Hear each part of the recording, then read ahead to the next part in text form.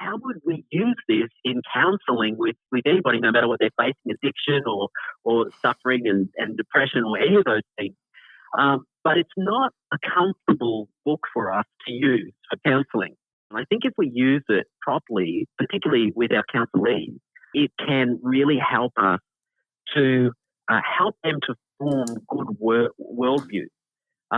It's not going to be like nice little formulas. You'll go to the Proverbs often and you'll say, okay, here's a proverb, here's a truth. You just need to apply this truth to your life. It's a nice little formula. This is the general principle that you need to use.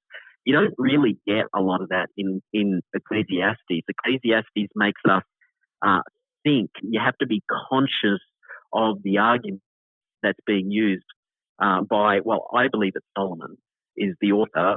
There's a lot of debate about that, and I'm unconvinced that it's not Solomon, but it doesn't really matter whether you think it is or not.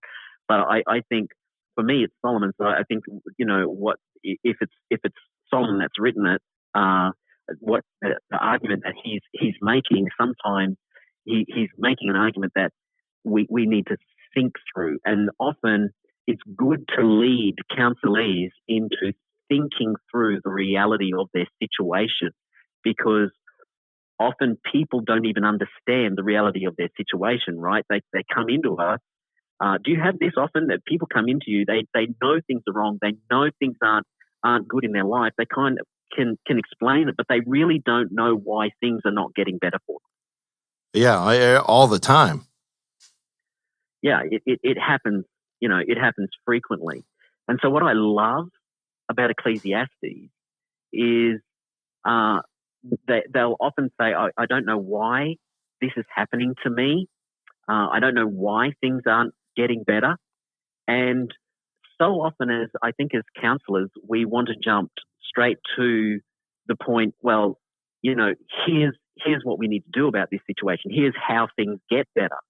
But I think there's an argument in Ecclesiastes that points us to really understanding the why of the position that we're in.